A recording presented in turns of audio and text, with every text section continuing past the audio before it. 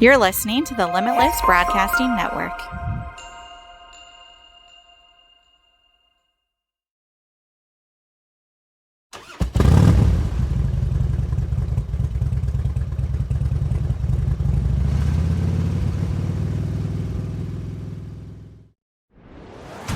You're listening to the Limitless Broadcasting Network.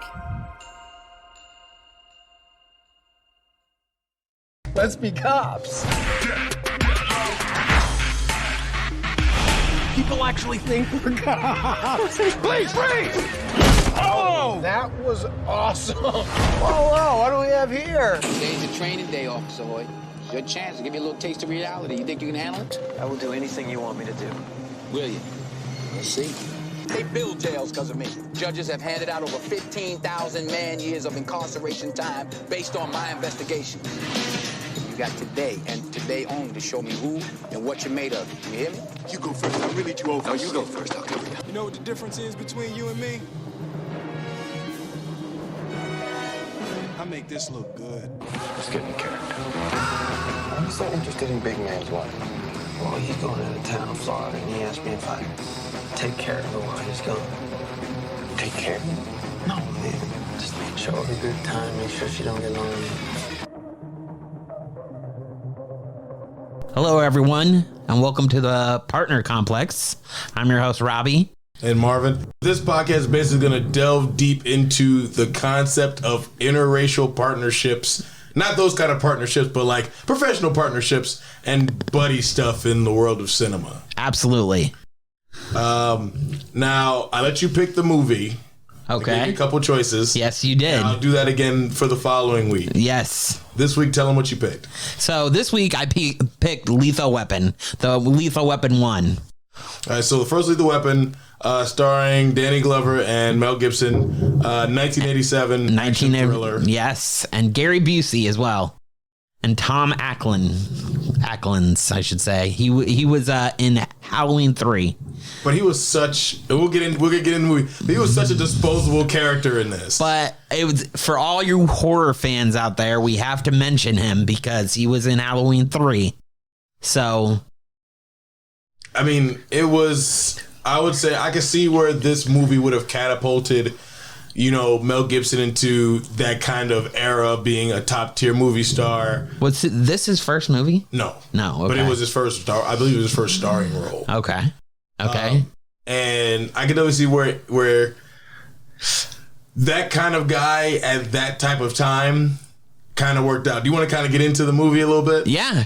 Do you want to talk about like director, writers, all that? Go spill it. So this is directed by Richard Dorner, and the writers are Shane Black and Jeffrey Dome.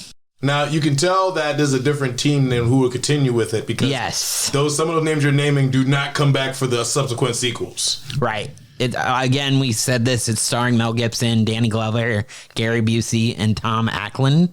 So, do you got the gross there? Yeah. Give me a sec. Cinematographer Stuart Bird. Release date March 6th, 1987. Now, that goes into my first note, which is...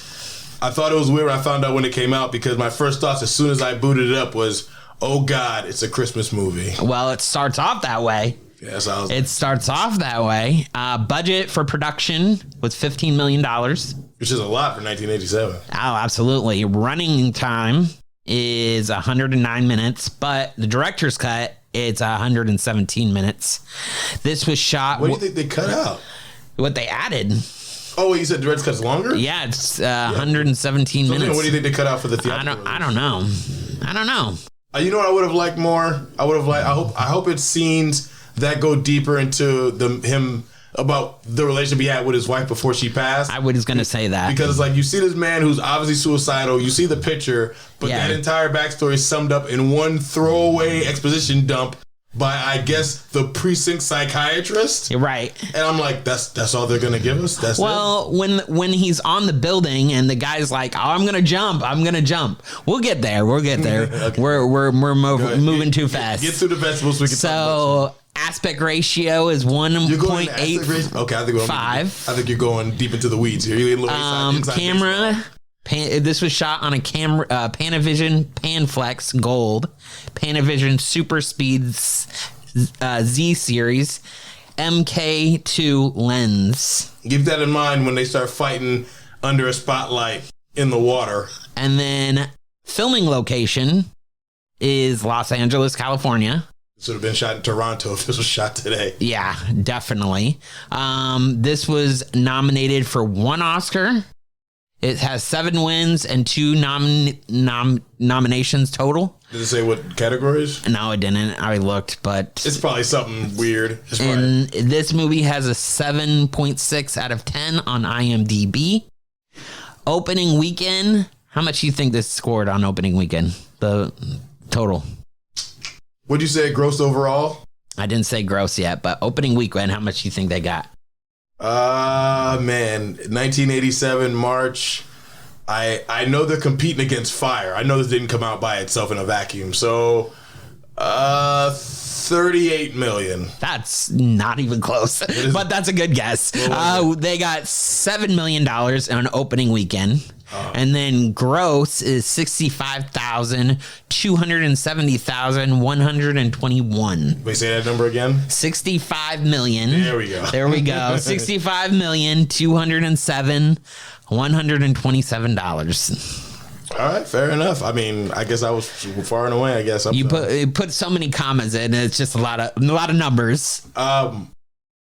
I mean, it makes sense for the time. 7 million, I guess, is a reasonable opening. Enough, and I guess 62 million will get you 3 sequels. So yeah. I'm assuming you want to carry this on. Do you want to do part 1 and 2 and 3? I mean, not in a row, but it'll get not in a row, but it'll get done down the line. Okay. So overall, what did you think of the opening of the movie? I immediately rolled my eyes as soon as the Christmas music started playing. I was like, oh, this is gonna be. Because another Die Hard, right? I had never seen this movie prior to this. The only thing I had known about, I knew about Lethal Weapon because I'd seen part 4. Everything else was through osmosis. So I was going in fresh eyes, no opinion of anything except for what I know through pop culture. About I'm getting too old for this spit and all that nonsense like right. that. But I mean, it was solid. It was definitely of its time. There's definitely a lot of things in there that definitely tell. Today. You can definitely tell that it is of its time and it's made for this particular genre. It is a moment in time with the F-bombs being dropped, and not those F-bombs, but the other F-bombs being dropped. Yes. Everybody's smoking. It's a big plot point that everybody smokes. Yes. Yeah. Besides Danny Glover in the movie, he was like, no. And he was like, when Mel Gibson goes to light up a cigarette in his car, he's like, are you going to be smoking in my car? And he was like, I was. And he was like, no. But I like how the only guy who doesn't smoke is Danny Glover, and he has to explain, because I eat healthy and I work out. Yeah, and exactly. Exercise. But everybody who's a regular person smokes. Everybody smokes. Right, absolutely. Okay, so I think we can get into it a little bit. So yeah. So we open up on opening shot of Los Angeles. It's nighttime, Christmas music playing. Yep. Shows a young woman, titty out. I put in here. She's crazy. Gonna jump off the ledge. I put in here. It's crazy. 8 nipples in the first 6 minutes of this movie. Yeah. May they be male or female. So many nipples, so fast. Well, that's a genre piece right there. I mean, back in the day, they wanted that attracted more people to the theater in the studio's eyes. But more tits, the better. She does a substance off a table, gets on top of the ledge, and jumps to her demise. Right. I put maybe movies have numbed me, but I feel like you would be greatly injured. I don't know if you would die from that landing on that car. I think she'd be toast. I don't know. I mean, the way she landed. She didn't land on a tank. I mean, she landed on a car, but it was still pretty she's jumping for the top floor. I guess you're right, maybe. So that goes through. We cut to Danny Glover laying in a tub, mo nipples. Yeah, and then his family rushes in. Right. And I'm just like, that's super weird. My thing is, I've never in my life woken up early enough for a job that I've had time to take a bath. Yeah. That is mad time. He looked super comfortable. Yeah. I wanted to point this out. Okay, so he in this situation, they are celebrating his 50th birthday. Yes. Do you know how old Danny Glover was in that scene? He was 48. 41. 41, I should say. So he is 41 playing 50 and he looks 62. Yep. He looks old as shit. Yes. That's just of the time. Right. Everybody looked that old. Guys were getting drafted into the NBA in 1987 and they were like 19 and they looked 40. Yeah. That's just the way everybody looked back then. Yeah. So that just caught me off guard, but that was hilarious. I thought it was weird about the age they played Mel Gibson. I couldn't tell if they were playing him young or old. I felt like they were playing him younger. But then he kept throwing out stuff like, "Oh yeah, I was in the war. I was in Vietnam. All that. I dealt with these guys in '69. Okay, so it's '87 now. You dealt with them in '69. So if minimum you were like 19, 20, like it was so much math I had to do. Right. And then it made it. That's what made it so weird when the daughter was like, "Oh, who's this? Obviously 40-year-old guy." Exactly. I'm into this. I'm like, that's so weird because he's supposed to be older. Right. So it just confused me. Last thing also, did you catch what was being said on the radio when Danny Glover pulls up? What was being said on the intercom? No, I miss it. There's reports of a drunken white female, 5 feet tall, 350 pounds, dancing and singing naked Is that in a different part of town. Okay. And I was like, that's the movie I really wanted to see. Okay. Okay. But go ahead. Your thoughts on the first 5 minutes of the movie going in there? The first 5 minutes, you can definitely tell it's, like we've said, it's dated for that time. Mel Gibson is definitely suicidal. I mean, you could tell by the actions and way he is. They kind of compared the two together. Mel Gibson's life is falling apart. Danny Glover has the wife, the kids, everything. So that's why they wanted to pair these guys together. In my opinion, Danny Glover really didn't want a partner. He was getting ready to retire. But did he say that? Yeah, like that's in the previews. I don't remember him saying it in the movie. He was getting ready to retire, and then they said that he wished he would have. I don't remember him saying that in the movie. I know that he said, for a record, 3 times, I'm getting too old for this shit. Absolutely. He did say that 3 times, but I don't remember him saying retirement. Yeah. So, yeah, we should go back and look at that. But, yeah. But my thing is that everybody in this movie was in the war. Everybody was. Everybody was. Children, everybody. The kids that saw the little guy's house blow up, they was in the war too. Everybody was in the war. Yep. Okay, so I want to that sax though.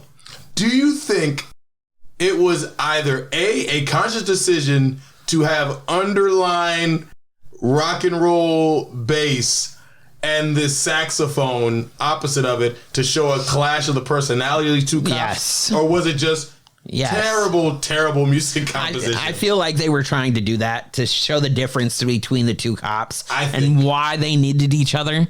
I think you're giving it too much credit. I think somebody said, "Yo, man, I heard this new thing the other day or called a budget jazz. thing." I heard this new thing called jazz," and he's like, "Well, I want to be rock and roll. Oh, you got your chocolate in my peanut butter. No, you got your peanut butter in my chocolate." Well, let's put all of that together, right? Last thing I say about the first 10 minutes, and we're leading in before because I want to kind of get into when they finally come on screen together. Right. But, there's like a little monologue that I guess somebody who works at the precinct gives to Danny Glover before he meets Mel Gibson about like, yeah, man, and these guys in the 80s, they're all soft and they talk about their feelings. You know, I cried the other day. You know, I think I'm a man in the 80s, I cry. They tell women their feelings and stuff. And I'm like, oh, man, every generation thinks the next generation is soft as shit. So I'm like, I can only imagine what those guys would think of this generation today. Oh, my God. They would find it erroneous. So it's just funny that a guy who's probably in his 30s in 1987 is like, oh man, these men of the 80s are terrible. Yeah, exactly. So yeah. So when they finally meet on screen, so he's like, gun, and he's like, oh, Bridge, meet your new partner. And he flips him over. I thought that was the greatest representative of reverse racism I've ever seen. I could see that. Because he said, oh man, got to show a white dude with that weird looking mullet. He's got a gun. He must be a burp. Exactly. No, absolutely. But so they meet up. They talk. They bond over guns. Yes. What I think it's funny when they are walking out. They're talking about what do you hold? What is he holding? He has a 9mm.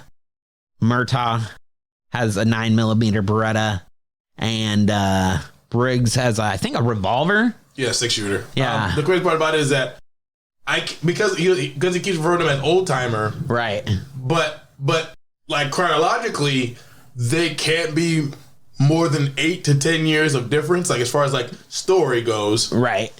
Even around throwing like a 10-year age difference. Right. I couldn't catch why they were playing Murtaugh so much older and Briggs so much younger. It really messed me up. Like that whole thing messed me up. The dynamic of their relationship messed you up because they had a guy who they casted a guy too young to be old and too old to be young. Right. And then pitted him like there's like a 20-year age gap. And I'm like, that doesn't make any sense. How long was the goddamn Vietnam War if everybody was in that shit? Right. So, but I think their dynamic finally ended up working out by the end of the movie. Yeah, well okay, I'll tell you my first. So I thought their dynamic started working out. So on their first little bit of things that they're doing, they get to the building where there's a jumper. Right. Let's get to the jumping scene. Which I thought was definitely going to have more aspect of what the fuck was going on in the main story. It probably could have been cut. But so the guy that was jumping, do you know where else he was, what other TV shows he was on? I know his ADR was terrible, but go ahead. He was in Scrubs. Who was he in Scrubs? He was the attorney in Scrubs. Shut your mouth. I'm dead serious. You damn liar. I'm dead serious. We just ended up rewatching that, and that's the attorney in Scrubs. I'd have to take another look. I think his voice is fucking annoying. But I think it was just I can tell that the ADR was bad because he would be saying some things and his mouth wasn't moving. I'm like, oh, this is horrible. And then when he had the voice was terrible. Right. My only argument is that I saw the guy look down. How did he not know there was a blow up thing down there? Right. Absolutely. Murtaugh, Briggs saw it, obviously. He knew what was going on. But I know that jumper saw it. And then I wish you got more into like why he's jumping, because it felt like just a vehicle to go, we're going to take this one moment and show that Briggs is willing to die, but not really because he knew there was a giant crash pad. And we're going to have Danny Glover yell at him and threaten to let him shoot himself with the gun. Right. And I was like, wow, this went from 0 to 60 real fast. Super fast, especially because there was a crash pad the entire time. Right. It's not like he didn't know he was jumping on a crash pad. He wasn't jumping off. So I felt like Murtaugh was reacting to how we should be reacting because we weren't showing the crash pad to the last moment. Right. But I felt like anybody else would be like, oh, there's a crash pad. Okay, let him jump. And then they jump and it's fine. Right. Like, why'd you have the crash pad if you weren't going to jump? Right. So it was absolutely.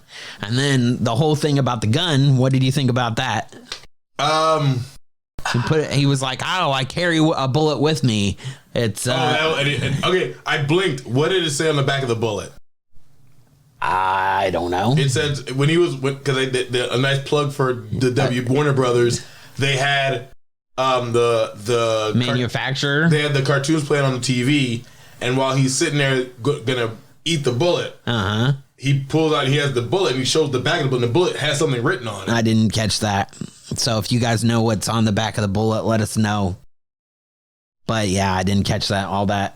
The only other thing that got me giggling was, okay, so the jump happens. They're in the empty location arguing.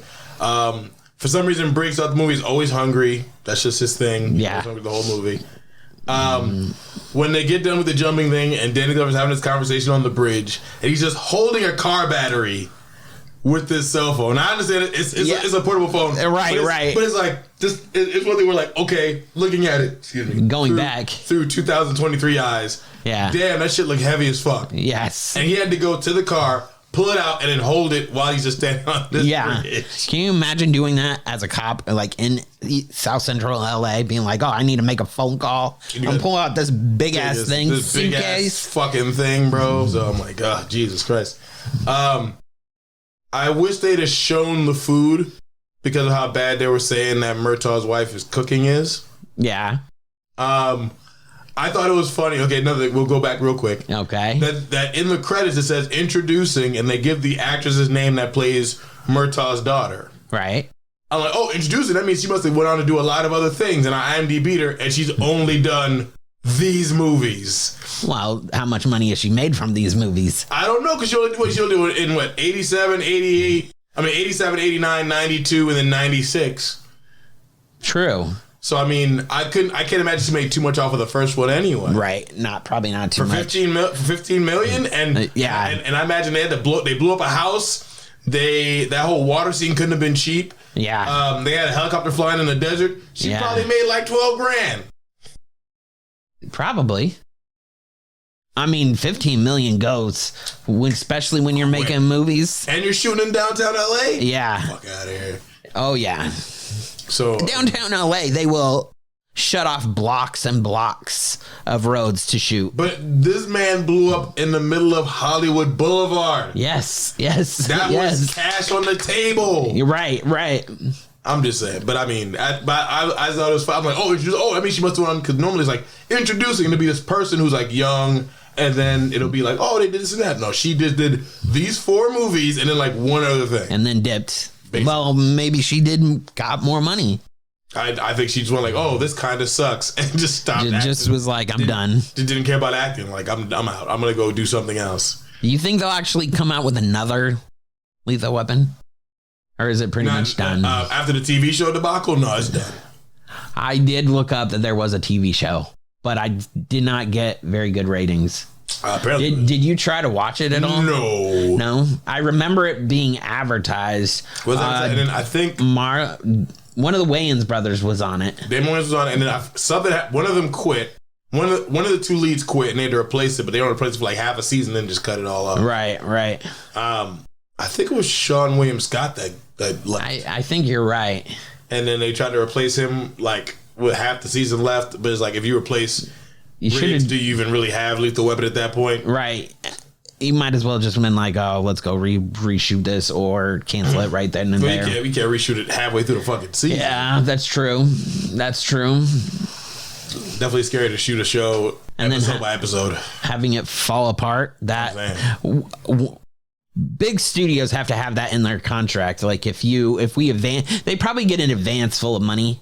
And then if they're like, if you drop out of this, you're gonna have to pay us back or something. But there's always clause in there. I mean, I don't know if he just left or there was an issue. I remember there being a controversy, but I think it was him and Damon Wayans got into a fist fight. Really, I didn't know about that. I gotta look. I remember if it was even if Sean William Scott was even the first lead. There might have been a different lead. Wow. I'm trying to think if Sean William Scott was the original or the second one who replaced him. But whoever was, Damon Wayans fist fought whoever was playing Riggs, because it was the director and Damon Wayans kept getting into it with this guy, and it just wasn't working. And it was just breaking down into just scrapping, and they had to eventually get rid of the guy. Wow. So I don't think it was like, I quit. It was like, oh, you should leave. Wow. I did not know about that. I remember that it was very publicized about, Lethal Weapon. We'll leave it like this. Down the line, when we end up doing the sequel, we'll have more information on that one. Absolutely. We're getting off track a little bit. I have to go through. So the real first bonding experience really comes when they got to go investigate the sugar daddy. Right. Don't you think it's funny? It was when they always get to the houses, right? And they see people like doing any sort of substances. They always reach to their guns and shoot first. I mean, they're always like boom, boom, boom. In their defense, and this is what I'm going to defend these people. Okay. 2 guys they don't know are just on property, and instead of just like maybe just showing a badge, Murtaugh immediately flips open his coat, and you just see a gun. Right. So I gotta believe that she was like, "Yo, he's got a gun," and then that guy came out blasted. Well, I don't blame him for doing it at all. If I had bitches and they just in the crib and they're just cutting up coke. Yeah. And so I goes, yo man, this guy I don't know has a gun on him. I'm shooting first, ask questions later. No, I can understand it, but I just found it funny that type of genre is always like, I'm going to shoot first and ask questions later. Well, a dead cop is a good cop, I guess. I'm not saying anything against cops. I'm just saying, right. If he knows the cop, like, okay, if I kill this cop, then I can go and figure out what I'm gonna do rather than. I don't want to go to jail for this. Right. Some people ain't built for that. If you were in that house that guy was in, you ain't built for jail. No, I understand. I understand about that. But skipping ahead, there's a lot of ties to the war. It was Murtaugh's ties to the war through the guy who was trying to get a hold of him before his daughter passed. Right. It was Briggs being in the special forces and kind of knowing how they're doing everything. Skipping ahead 1 second. We can go back 1 second, right? Okay. What purpose did the videotape of the softcore porn and the yearbook serve at all? Nothing. They just wanted to put it in there to entice people, to bump up the ratings. I thought for sure that he was like, number one, when he gets it and he puts it in and it shows like it's showing it and it cuts to him and he has those thick ass glasses on. Right. I laughed out loud. Right. He had them Jeffrey Dahmer shits. I was dying. Right. Number two is I thought, he got the yearbook. He's going to look up and go, oh, wait, I recognize that person, and go to their house and investigate. Right. He looks it up. He sees the other two girls who all have the same name for some reason. So it just made it more confusing to me why everybody has this fucking last name. Right. And then that's it. Like he goes, I think that's when is that before or after the dad is killed by the helicopter guy? That's before. So I think he goes to their house. He goes, what's going on? Like he was like, she wasn't kidnapped for something she was into. When they got to his house, they were like, oh, she was kidnapped for something you're into. So what's going on? I didn't understand where you got that from looking at the yearbook and watching the tape. I don't know either. And I thought for sure, I'm like, there have been some comedic lines in here that I've kind of like giggled at. Right. I thought for sure his wife's going to go, what the fuck are you watching? Yeah. So yeah, that was cool. I thought it was weird. Okay, now, and this is where I'm lost here. Okay. So, and before anybody in the bad guys camp has ever seen Riggs or Murtaugh. They're shooting at him. The daughter says when they're on the boat to the first night of dinner, hey, this guy invited me to the club. You know, he's the blonde haired guy, the dude with the dimples, blah blah blah. So we cut forward, and he calls in. Then he's like, "Oh, we got a call from your house. You know, there's a guy. We have a body, and there's a guy in there, and he has blonde hair and dimples." I'm like, "Oh, so there's like a teenage kid in the bad guys camp who's luring this chick away." They get there, and it's never mentioned why that was brought up. No, absolutely. That's one of those. No, that was a plot point that never was actually followed through. Because I wondered that myself. I was like, I know you're not talking about Gary Busey. Don't tell me that this. I mean, I'm not gonna lie to you. If it had been Gary Busey, it'd have made more sense of why she's so into Mel Gibson. Oh, you're just a creepy ass chick who loves older white dudes. Right. But the fact is like, oh, some guy picked her up from a date. They describe the teenager, but you don't see him. Right. When they get to the house, the mom and the kids have no idea what's going on. But for some reason, she's already crying. He's like, what's wrong? And he's like, nothing. And she's already crying without ever knowing what's going on with her daughter. Right. And then she gets kidnapped like she didn't even know that she was gone in the first place. And then Riggs and Murtaugh, they were like, this is going to get bloody. This is going to get messy. We got to do it my way. And I said, as a dad, that scene got me. Because I was like, because as he was answering, I was answering like, he was like, you know they're going to kill her, right? Yep. You know it's going to be bloody, right? Yep. You know we got to do it the way I do. You got to go my way. Yep. You got to shoot. And whatever you do, don't miss. All right. Like I was with it 100%. That's when he was like, are you as good as you say you are? Yeah. Or are you just lying? You got to trust me on that. I still stand by the fact that it being Christmas had nothing to do with this movie at all. No, you're right. Especially the fact that I hope that I could probably look back and find some archival stuff that maybe this movie was supposed to come out around Christmas. Otherwise, it being based around Christmas and coming out in March made no goddamn sense. Yeah, maybe production delays or whatnot. But I'll put it that it's more of a Christmas movie than Die Hard. Yeah. So why do people always want to go to watch Die Hard and not Lethal Weapon? or during Christmas time. I think it's one of the things where like they've heard it so much and it gets brought up so much over time. People are like, oh well, I've heard this my entire life. I guess this is what it is. Right. Because I think Die Hard gets way more credit than the first Lethal Weapon. I'm not saying it's better or worse. I just think it's way more, you know. No, I agree. And then what was I watching? Speaking of which, and this is a side tangent. I'd watched it. I was looking. No, I found it. I was over at this one toy store way on the other side of town, and they had a giant, a cabinet Die Hard stand up video game that was kind of like. Wow. It had like PS1 graphics. It was kind of like serious. That's pretty cool. I was like, oh, this is kind of baller. Do you have a PS1? Mm-hmm. I don't have one now, no. Oh, okay. I had no PS1 graphics. I was like, this is kind of cool. Do you have any gaming systems? I have a PS4, but... But you're so busy, I doubt you have time to actually use it. When I get a chance to sit down, I want to unwind and not think about nothing, but I'm not like I can't sit down and play a lot of games a whole lot. Okay. Because I pine for like the old days. I want to get a GameCube because I miss GameCube games. I like Super Nintendo.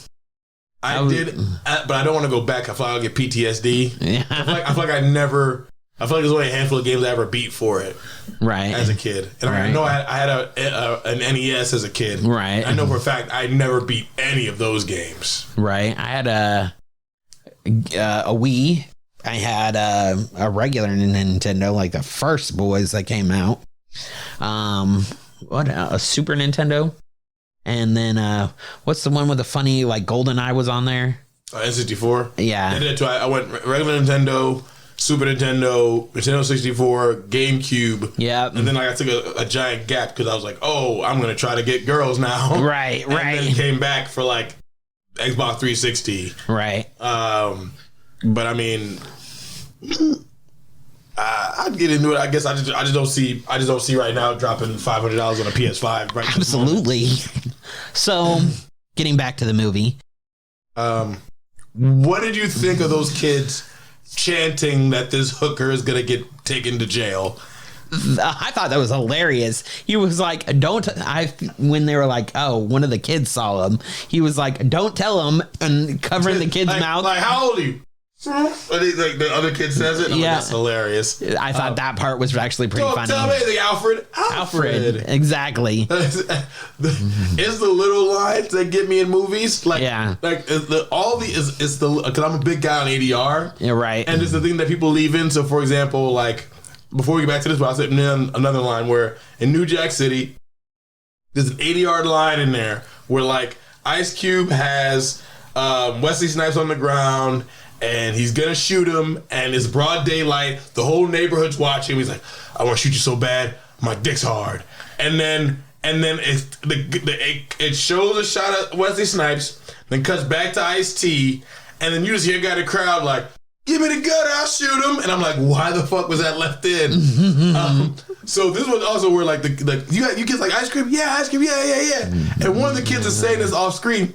Hey, can we get some ice cream for my cousin? My cousin loves ice cream. I'm like, why are they leaving this stuff in? Because it's fun. It's a good attention grabber for people like you and I. I bet the average... I'm just a weirdo like that. I bet the average person doesn't even notice it. But you and I are trained to tear movies apart and figure out, oh, how's this lit? How's this shot?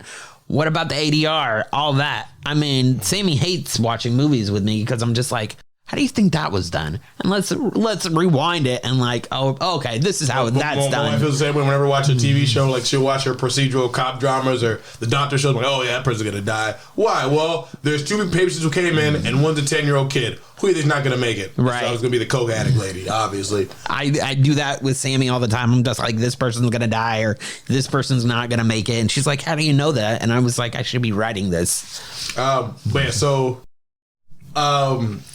how do you feel about the kid wearing 3D glasses? I thought that was hilarious. Do you think kids really did that like back in the day? I don't know. I mean, maybe. I mean, to make themselves feel like hip and cool. I think that's why like so many kids grew up having to wear fucking regular glasses. Yeah. I feel like if you're 10 years old running around wearing 3D glasses, you're probably got the thickest bifocals in the world at this point. Probably. You like fuck that. What did you think of Joshua, Mr. Joshua, Gary Busey's character? I think he was great. I think there was too many bad guys. Yeah. Like, for example, okay, so when the real sweaty guy with the lighter goes into the club in the beginning, is he's not talking to the other blonde guy that blows up in the car in the middle of the street, right? No. Who's that guy? I have no idea. He's like, they'll do anything for me. They listen to me. And I'm like, okay, this guy's gonna be serious. I feel like you never see that guy again. No, you don't. And then I thought the only character that was foreshadowed was like Edon, when they're like, oh, have Edon take a look at that. Then later you see who Edon is, and he's a torture guy. And I'm like, okay, the one character that they did any kind of foreshadowing for, and he's basically a glorified henchman. That's ridiculous. Right. So they didn't do a lot of whole character development besides Riggs and Murtaugh. But I thought that it should have just been Gary Busey's character, Mr. Joshua. I don't even remember where the other blonde guy who's his boss comes into play, because he wasn't the dude who had the lighter, like right, the one who put his arm. He wasn't that guy. No, he wasn't. So I don't even think he was even brought in until the helicopter sequence. Right. After that, they brought him in, and then we see him after the helicopter sequence. They kill Tom, the guy from Halloween, and then they bring in new people that are connected to the heroin and all that. What do you call them? The Death Rangers, or what do we call them? Right. So I thought that was weird. There's a lot of nondescript white guys that just come in and out of this thing. Yeah. All right, fair enough. I'll say maybe it's the mean guy, the terrible bloodlust person in me. Yeah. But like something about me going like watching this movie and then being like I feel like now it's like, oh, you're a good guy, you got to bring him into justice. They're like, no, people gotta die. Yes. And they intended to bringing nobody to justice. No, everybody was getting shot, no matter who you are or what you're doing. Okay, so we're just jumping ahead towards the end, right? Quick. So after the bad guys, they do the meet up in the desert, and he's holding the grenade. He's holding the grenade. He gets shot. The plan doesn't work. Right. Number one, they probably should have established how old the daughter was and does she have her driver's license. I feel like that added stakes to the scene. Yeah. Number two, I don't quite get what the helicopter was doing. Were they aiming her for a pothole, or was it just like, oh, we sure to get lucky that when the helicopter moved out of the way, the car hit a pothole and the tire blew? That's how the car stopped. Yeah, like I feel like back in that day they could have been like, oh, we just got lucky with the pothole. But it seemed like it was like I don't know, it was just weird. And then she was together, like, oh, just hits, smash, right on her face. Yeah. So Murtaugh's tougher than Briggs is tougher than everybody. They cussed this entire movie, but for some reason, when they was like, "Tell us what you know, Murtaugh," he's like, "Go spit," and I'm like, "Did I click the edited version by mistake? Yeah, why right. did I tell this guy to go fuck his mother? I'm not saying what's going on here." Right. No, I agree. So that so like when coming out of that, when everything breaks down and Briggs kills everybody, just goes full Rambo. Right. When they're running down the street, when did Riggs get shoes? When he chokes out Edon, he does not have shoes on. When he's running down Hollywood Boulevard, he has shoes. I think when he knelt down, Riggs asked him if he was okay, and he was like, "Go to the bridge." I think he was kneeling down and he put shoes on. Okay, so where'd he get the shoes? I think he got it from one of the people he shot. I've been to LA quite a few times, but you probably more well versed in the area. There's no way he'd have caught back up to that car. No way. Okay. No way. Making sure. He's like, that car's doing at least 50 minimum. Yeah. And he's like, yo, man, cut him off on foot at 3rd Street. And he's like, and I'm sitting like, there's no way. There's no, even if you would have to be the Flash to do that. Even if it was a straight line and Briggs was coming, there's no way. No. It would have never. No. It would have never even been close. I didn't understand what the taxi driver was doing. If True. you remember when he's like, "Hey," and the taxi driver is mad at him, and then you see this guy with a gun, this guy who's disheveled, bleeding, with a fully automatic rifle, and the cab guy was like, gets up like, "Hey," I'm like, "What the fuck were you gonna do?" Yeah, exactly. You don't even have an automatic weapon yourself. You're just you don't asking. got nothing. You about to get this man a hand like, "Hey man, you stop you stop traffic. I'm gonna give you these." Like, what the fuck are you gonna do? You're gonna get got yourself. So that just caught me off guard. How easy it was to go, hey, I'm a cop, and just walk through fucking crime scenes. Fairly easy. No, like, nobody's like, oh, let me see your badge. Let me call it in. Like, hey, I'm a cop too, and they just walk. I'm like, bro, this nigga ain't got no shoes on. He got a raggedy tank top. Right, exactly. What the fuck is going on here? That's crazy. Yeah. And then my last thing was, and we can jump back and move if you want to talk about certain things. There's no in-universe or realistic reason why 30 cops would have stood there and let and let the whole fight thing happen. I'm just like, this is not realistic. Oh, he's like, I'll take full responsibility, and they were like, oh, we're all losing our badges for this. Like, absolutely, we're violating his civil rights and everything. The moment, even if. Like, okay, so without Gary Busey getting shot, he'd have walked. He'd have fucking walked. Absolutely. He'd have like, hey, so Your Honor, obviously these 30 cops beat me like Rodney King. Exactly. Nobody read me my Mirandas or nothing. Nothing. He'd walk. I'd be like, hey, man, all right, I'm down. And I'd let him take me because I'm like, yo, they could have got a guy fresh out of law school would have got him off easy. Yeah. So I caught that was just weird to me. I know that they did the whole torture thing and stuff. Mm-hmm. He's the one who shot him through the window. Mm-hmm.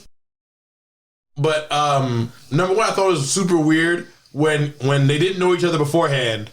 Right. But Gary Busey's character kept calling Riggs by his name. I feel like in real life it'd have been like, oh yeah, that cop. Like he wouldn't have kept being like, right, Riggs right. is here. Like, and plus, pow, there's a gun. Riggs is here. Not anybody else from the police force. Nobody else would have been called in. Just him. Like the Lone Ranger. Just him. Like, oh, there's another guy here? It must be Riggs because, like the audience, I know that these guys hang around all the time. Like, what the fuck is this? No, I agree. So there's a lot of really weird choices made. I agree.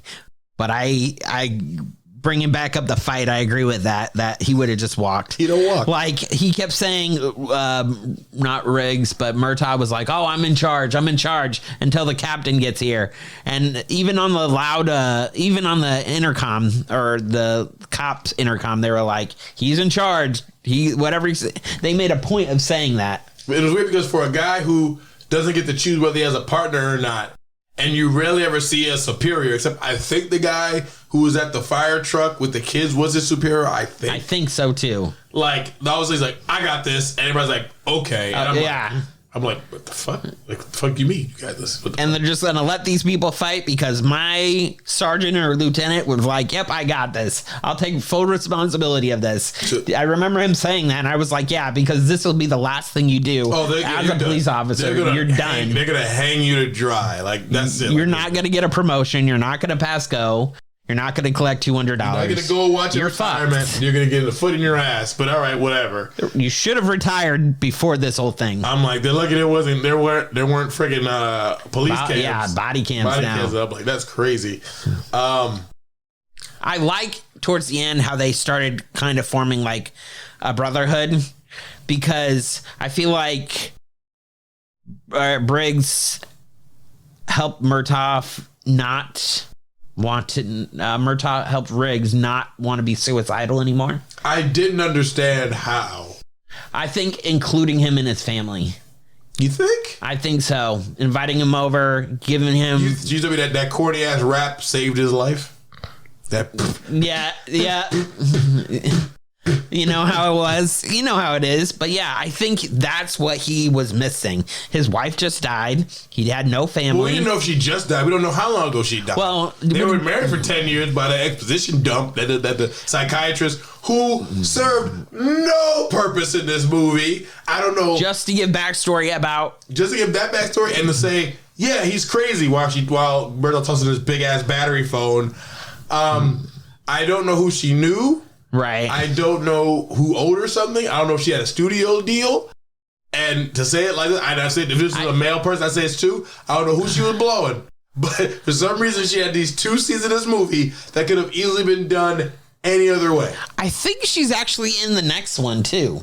I think she stays through the show. Then I hope she does, because otherwise, like, she really, like I feel like I feel like anybody could have said that line who was already on payroll, and then the little scene with on the bridge where he's like, he's suicidal. Yeah, he is suicidal. And then that was the end of the fucking phone conversation. And she was like, you don't want to be around when he pops. And he's like, oh, yeah. But yeah, like he gave the bullet back to him. Riggs gave it to Murtaugh at the end of the movie. And the daughter is like, it's a bullet. And he was like, yeah, I won't be needing this. So I think him including him in his family, giving him a place to go, saving him, all that, gave him a real brotherhood. I hope they dig deeper, because I've never seen part 2, so I hope they dig deeper into the wife stuff. Yeah, me too. I felt like it was like... I think they do. I've seen number 4 a long time ago. Like when it first came. And I think Chris Rock joins. I think Chris Rock marries the daughter. I think so, too. But I can't 100% say, yeah, she does, because it's been such a long time. A big part of the trailer was the fact, like, hey, this is a comedy for the whole family, and showing, like, they're doing the whole, basically, years before they did it, they did the whole Bad Boys thing where it's like, oh, you want to marry her, you got to deal with us. Right. I'm like, Danny Glover, you're 106 years old. Get the fuck out of my face. So do you think they were trying to be the original Bad Boys?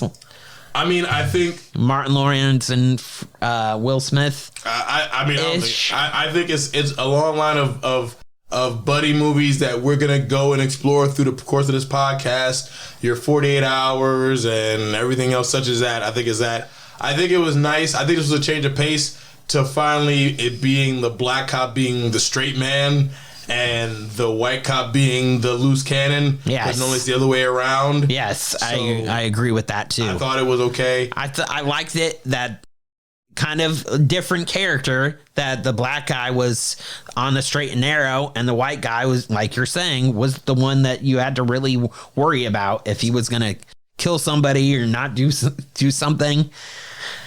I like the fact that, like, Murtaugh was talking to Riggs and he was like, oh, I know you do karate and shit.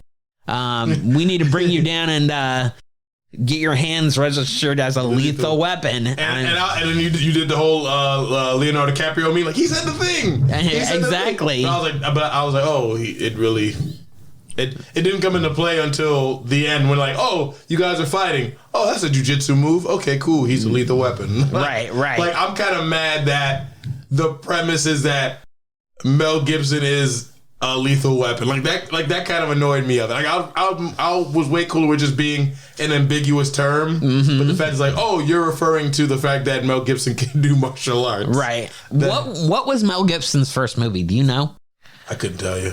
I know from researching this movie, Gary Busey contributes Lethal Weapon to saving his failing movie career. I could see that. I guess. And side note, I didn't actually know Gary Busey had a son, right? And I met him at Spookala. What's he do? He's an actor, but he's been in several, like, projects, and I was like, I had no idea that he was Gary Busey's son. They look almost identical. Is it a different surname? No, his last name is Busey. I should have put it together, but I just did not. I was just like, oh, this is Gary Busey's son. And I was like, okay, cool. But they look a lot alike. Then I guess that's on you then, I guess. Do you remember when Gary Busey was on, like, the Celebrity Apprentice? I remember he was on that. I'm trying to think of what other... I remember he did his... Bringing it back, he did his guest spot on Scrubs. That's right. He did. He was on Entourage, too. Oh, I loved Entourage. Oh, me too. Loved it. We'll have to get into that series, too. Okay, so while we're on air, I'm going to give you your next 3 choices. Okay. Well, before we get there, what did you think of this overall? No, it's your turn. I said it my first. I liked it. It was very entertaining from start to finish. I mean, it was very dated from, production standpoint. But do you think there's a lot more quiet moments than you normally see in a blockbuster today? Yes. Like, it definitely, like it had technically been labeled damn near a psychological thriller at this point. Yeah. Because of how, like, not bad, but slower the pacing was. Right. No, I agree. They gave a lot of time to sit. Yeah, and to think and figure out what's going to come next and blah, blah, blah. I feel like if this was made today, it would be have more opened fast up. paced. It opened up with Lethal Weapon. Like it showed the trailer, like showed the title, and then you'd already seen her on the fucking railing falling off. Like Absolutely, it'd been immediate. You would need, especially in today's market, you need this. You need to catch that audience's attention in 7 seconds or less, 3 to 7 seconds. She was bopping around that room and stuff for like 6 minutes before she died. And I'm like, wow, this is taking forever. When's the bad guy coming in? And then she ends up just offing herself. Well, back in those days, they had that kind of time. Nowadays, you can't. You got to get to it. You can do it. It's just a different type of movie. I think it's just, this would not be a popcorn blockbuster today. This would have. I agree with that. This would have been an independent. This would have been a streaming or a streaming. Like, yeah, this probably would have been broken down in like 6 episodes. No, I agree. I agree with that 100%. But yeah, overall, I loved it. I was entertained from start to finish. How do you feel? Okay, so we're gonna rate this movie. We're gonna rate this on the buddy scale. Okay. This is 1 being, I guess we have to work together. And 5 being we're best friends for life. You're like bromance. Like you're invited. You're the best man in my wedding. I think they're at a 3 right now because the story is still continued. So 3 is I let you babysit my kids. Yeah, I don't think we've gotten into the story enough to know like what really happens. So I think we're at a 3. I think that's solid. I think towards the end of the shows, they're at a 5. I don't think you needed 4 movies, but I can see where you go, I would like to see how this friendship builds, I guess. So why do you think they need 5 bad boy movies? Money. It's because money, it all prints money. Exactly. It's like that, but that you're right. I feel like the first one and the second one differ so drastically. As far as the first Bad Boys and second Bad Boys.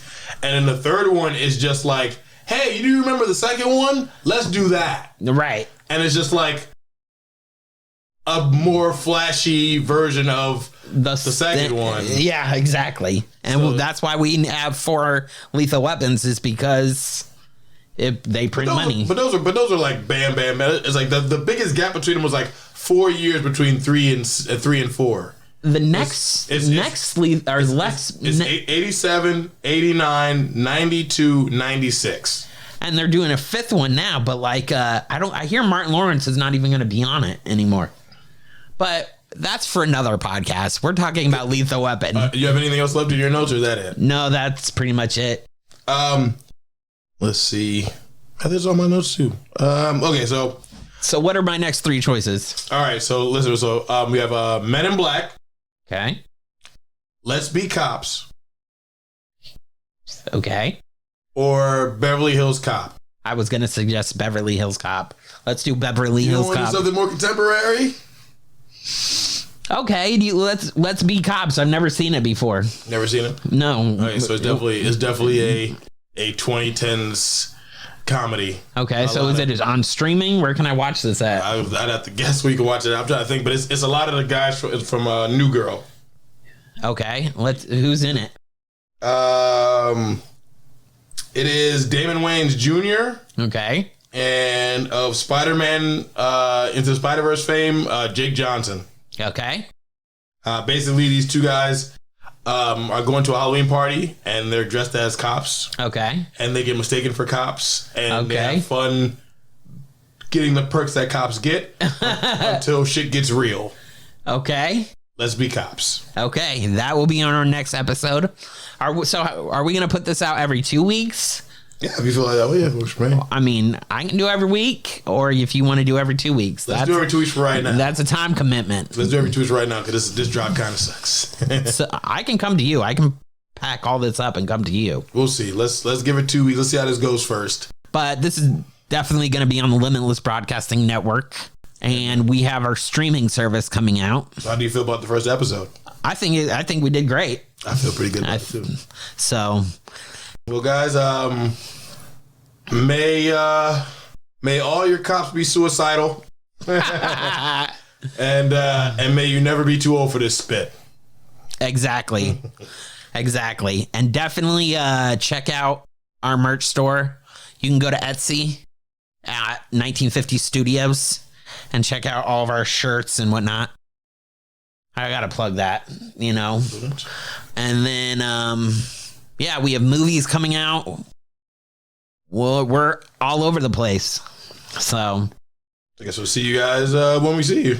This is very exciting. I'm glad that you were like, hit me up about this because I've been excited about recording. So that'll be something different to talk about. Yeah. All right, guys. Thank you for tuning in. We'll talk to you later. Thank you for tuning in to the Partner Complex. This has been a production of the Limitless Broadcasting Network. Hosts of the show are Robert Brooksby and Marvin Ellis. The Partner Complex is edited by Samantha Brooksby. And to find out more information about the Partner Complex, please check out their Instagram at the Partner Complex. This has been a production of Limitless Broadcasting Network.